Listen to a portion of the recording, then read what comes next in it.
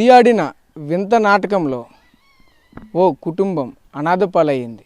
ఏడాది గడువులోనే ఆ కుటుంబ పెద్దలుగా వ్యవహరించినటువంటి మగదిక్కుని అందరినీ కోల్పోయిన పరిస్థితి.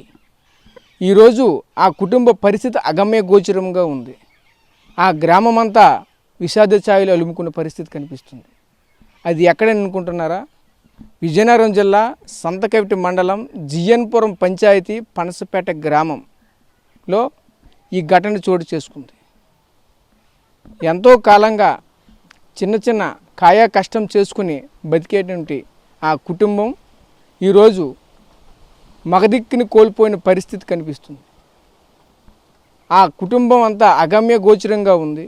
కుటుంబం యొక్క జీవన ఏ విధంగా సాగుతుందా అని ఒక ప్రశ్నార్థకంగా మారుతున్న పరిస్థితి. హృదయ విదారకమైనటువంటి ఒక పరిస్థితి అయితే కనిపిస్తుంది. ఆ కుటుంబం ఇంటి దగ్గరకు వెళ్ళి ఆ పరిస్థితి ఎలా ఉందో ఒకసారి చూసొద్దాం రండి. ఆ అనాథగా మిగిలిపోయినటువంటి ఆ కుటుంబం పరిస్థితి ఎలా ఉందో మనమైతే ఇప్పుడు చూడవచ్చు. అయితే ఏ విధంగా ఉంది ఆ కుటుంబం పరిస్థితి ఏంటి, అంతా గోలు అంటున్నటువంటి పరిస్థితి కనిపిస్తుంది. అయితే ఒకసారి వాళ్ళ దగ్గరికి వెళ్ళి మాట్లాడే ప్రయత్నం అయితే చేద్దాం. అమ్మ చెప్పండి అమ్మా, ఏంటి మీ అబ్బాయి మీతో ఎలా ఉండేవాళ్ళు ఏంటి?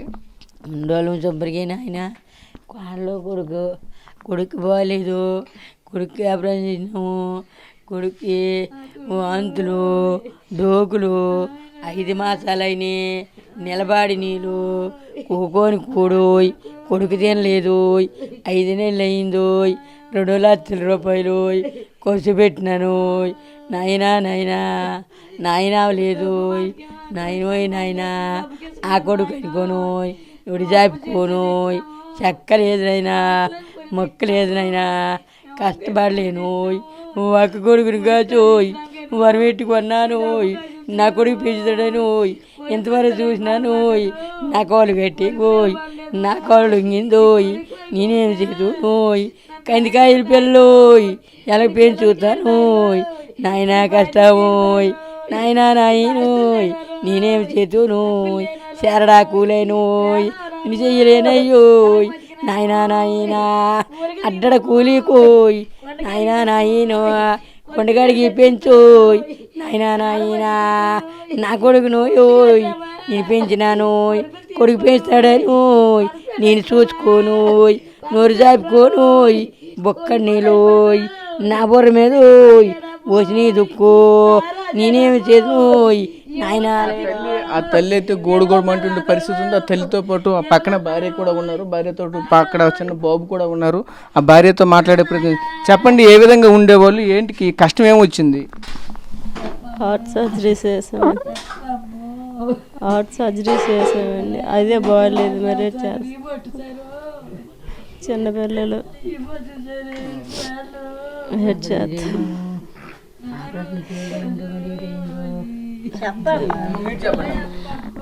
గుండె ఆపరేషన్ అయ్యిందయ్యా. దగ్గు, జలుబు, ఆవేశము, వాంతులు వాటి వల్లే ప్రాబ్లం వచ్చిందమ్మా. అలాగా నీరస అయిపోయి కిడ్నీలు ప్రాబ్లం వచ్చి అలాగా చనిపోండమ్మా. మరేం చేస్తాం, అదే బాగు. 6 నెలలు బాగలేదయ్యా మా కొడుక్కి.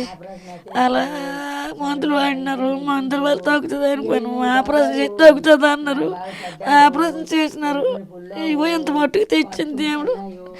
డబ్బు కోర్సు పెట్టినాము, దానం కోర్సు పెట్టినాము, ఏ డబ్బు కాలేదు. అప్పులు అయిపోయారు, అప్పులైనా కొడుకుని చూసుకుంటామని మనము ఎటు చేస్తాము. కొడుకు సరే ఏ తింటారు వాళ్ళు, ఎటు ఉంటారు వాళ్ళు, పాపం లాభైపోయింది కొడుకులు, పాపం ఏమి కొడుకులు ఏం బతుకు. చూసాం కదా. అయితే ఈ యొక్క ఏదైతే ఈ కుటుంబంలో అంతా కూడా ఒక అగమ్య గోచరంగా తయారైన పరిస్థితి కనిపిస్తుంది. వీళ్ళంతా కూడా ఒకటే చెప్తున్నారు, గతంలో చూసుకుంటే గత కొంతకాలంగా ఒక ఏడాది కాలం వ్యవధిలోనే ఇంటికి పెద్దగా ఉన్నటువంటి ఆ మగదిక్కునైతే కోల్పోయినటువంటి కుటుంబం అయితే రోదనైతే మనం చూస్తున్న పరిస్థితి కనిపిస్తుంది. అయితే ఈ కుటుంబ తాలూకా వ్యవహారం ఏ విధంగా ఉండేది, వాళ్ళు ఏ విధంగా ఈ గ్రామంలో ఉండేవాళ్ళు, దీనికి సంబంధించినటువంటి మరిన్ని వివరాలు మనతో పాటు మాట్లాడడానికి అయితే కొంతమంది అయితే ఇక్కడైతే వచ్చి ఉన్నారు. ఈ గ్రామానికి సంబంధించినటువంటి వ్యక్తులు అయితే ఆల్రెడీ ఇక్కడ బయటైతే ఉంటున్న పరిస్థితి కనిపిస్తుంది. వాళ్ళని అడిగి మరిన్ని వివరాలు తెలుసుకునే ప్రయత్నం అయితే చేద్దాం. అసలు చెప్పండి, మీతో పాటు ఆ రాజు ఏ విధంగా ఉండేవాళ్ళు, ఈరోజు ఆ రాజు చనిపోవడం అయితే మీ ఊళ్ళో అప్పటికే అంత విషాద ఛాయలు అయితే అలుముకునే పరిస్థితి కనిపిస్తుంది. ఏంటి పరిస్థితి? చిన్నప్పటి నుంచి రాజు మాతో అందరితోనే కూడా స్నేహభావంగా ఉండేవాడు. చిన్నప్పటి నుంచి కూడా రాజు అంటే మా ఊర్లో ప్రత్యేకమైన ఒక అభిమానం. మా రామాలయంలో అదే దీపదీప నైవేద్యంగా అన్నీ చూసుకునేవాడు. ఈరోజు రాజు మా మధ్య లేడంటే చాలా బాధాకరమైన విషయం. నెక్స్ట్ అందరితో యూత్తో కానీ లేకపోతే పెద్దవాళ్ళతో కానీ ఫ్రెండ్లీగా ఏదైనా ఒక మంచి పని చేయాలంటే, ఒక భజన కార్యక్రమం కానీ లేదనుకుంటే ఏదైనా ఒక మంచి పని చేయాలంటే, ఒక వినాయక చవితికి కానీ అది ఏదైనా ఒక మంచి పని చేయాలంటే నా వంతుగా నేనున్నాను. ఒక పందిరేయడమో లేకపోతే ఇంకా ఏదైనా మంచి పని చేయాలని. ఈరోజు అంటే ఆ వ్యక్తి ఒక అంత మంచి వ్యక్తి మా మధ్యలో లేడంటే చాలా బాధాకరంగా ఉంది. అంటే ఇప్పుడు ఆ కుటుంబానికి సంబంధించిన ఏడాది కాలంలోనే ఆ యొక్క కర్తగా ఉన్నటువంటి ముగ్గురు వ్యక్తులను అయితే కోల్పోవడం పట్ల ఏ విధంగా అనిపిస్తుంది? బాధాకరమైన విషయం అదైతే. ఎందుకంటే ఒక మధ్యతరగతి కుటుంబంకి దిగువ కుటుంబంకి సంబంధించిన వ్యక్తులు అందరం కూడా అలాంటి కుటుంబంలో ఒకేసారి ఆ ఇంటికి పెద్ద దిక్కు అనేది కోల్పోవడం అనేది అందరికీ కూడా బాధాకరంగానే ఉంటుంది. చిన్నపిల్లలు ఉన్నారు. ఇప్పుడు మా రాజు అయితే చాలా అంటే అందరితో స్నేహభావంగా ఉండి, నేను కూడా అతనితో పాటు కలిసి చదువుకున్న వ్యక్తిని. సో చదువుకున్నప్పటి నుంచి కూడా చాలా అందరితో కూడా సన్నిహితంగా ఉండి చాలా ఫ్రెండ్లీ నేచర్తో అందరితో మూవ్ అయ్యే వ్యక్తి. కలహాలు గొడవలు అలాంటివి ఉండేవి కాదు. అలాంటి వ్యక్తి ఈరోజు మా మధ్యలో లేకపోవడం అనేది ఇది చాలా బాధాకరమైన విషయం. దట్టు చిన్నపిల్లలు. సో ఇలాంటి పరిస్థితుల్లో ఈ ఘటన జరగడం అనేది చాలా అంటే గ్రామ ప్రజలందరికీ కూడా కలిసివేసేటువంటి చాలా విషాదం. అటువంటి పరిస్థితుల్లో ఈ కుటుంబానికి పెద్ద దిక్కు అయినటువంటి వ్యక్తి అంతే. లాస్ట్ ఒక 2-3 వీక్స్ బ్యాక్ మాంగారు చనిపోయారు. ఆ తర్వాత అంటే పెద్ద దిక్కు అనేది ఇతనే ఉండి ఏదో చిన్న ఉద్యోగం చేస్తూ ఈ కుటుంబాన్ని మొత్తాన్ని కూడా నడుపుకొని వచ్చే వ్యక్తి. అలాంటి వ్యక్తి ఇలాంటి చిన్న ఏజ్లో, చాలా తక్కువ ఏజ్లో అనేది చనిపోవడం అనేది అందరికీ కూడా మా గ్రామంలో ఉన్న ప్రతి ఒక్కరికి కూడా చాలా అంటే చాలా దిగ్భ్రాంతితో చాలా బాధతో ఉన్నాం మేము అందరం కూడా. సో ఇప్పుడు ఈ కుటుంబ పరిస్థితి ఏంటి, ఎలాగ ఈ జీవనం అంటే ఈ పిల్లల పరిస్థితి ఏంటి, ఆ భార్య పరిస్థితి ఏంటి అనేది చూసుకుంటేనే బాధగా ఉంది. మా అందరికి కూడా చాలా అంటే ఏం మాట్లాడాలని కూడా దిక్కుతోచని పరిస్థితిలో ఉన్నాము. వీటికి ఏదైనా మీ వంతు మీ మీడియా ద్వారా కానీ ఏమైనా సహాయం, ఆర్థిక సహాయం కానీ లేకపోతే ఇంకేదైనా సహాయం చేయగలిగితే కొంత తోడ్పడుతుందనేసి భావిస్తున్నాము.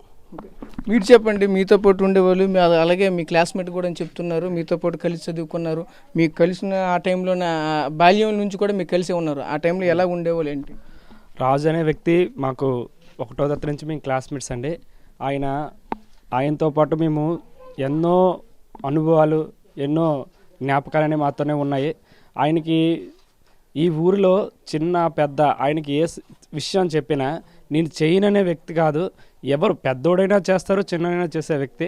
అలాంటి వ్యక్తి మా మధ్యలో లేకపోవడం అనేది మాకు చాలా బాధ అనిపించే విషయము. అయితే ఆయన మా ఊర్లో చాలామంది ఒక పంతులు ఉండేవారు. ఆ పంతులను చనిపోవడంతో ఆ గుడిని ఆయనే ధూపదీప నైవేద్యాలు ఆయనే పెడుతున్నారు. ఇప్పుడు ఆయన లేకపోవడం మా ఊరికే కాదు, ఆ శ్రీరామునికి కూడా ఎవరూ తోడలేనట్టు అయిపోయిందండి. సో ఈ విషయాన్ని మీ మీడియా ద్వారా వివిధ సంస్థలకు కానీ ఏమైనా ట్రస్ట్లకు కానీ తెలియజేసి మా రాజుకి, ఆయన కుటుంబానికి, ఆయన పిల్లలకు చదువుకోవడానికైనా ఏమైనా ఆర్థిక స్వలభంగా ఉండేటట్టు చేయిస్తారని కోరుచున్నాను.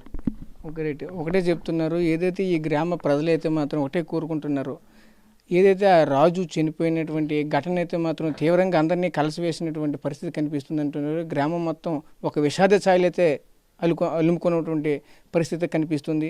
ప్రధానంగా చూసుకుంటే ఆ కుటుంబానికి సంబంధించినటువంటి ముగ్గురు పెద్దలనైతే కనీసం ఒక ఏడాది కాలంలోనే ముగ్గురు కూడా చనిపోవడం అయితే మాత్రం తీవ్ర దిగ్భ్రాంతికి అయితే మాత్రం గురి చేస్తున్న పరిస్థితి కనిపిస్తుంది.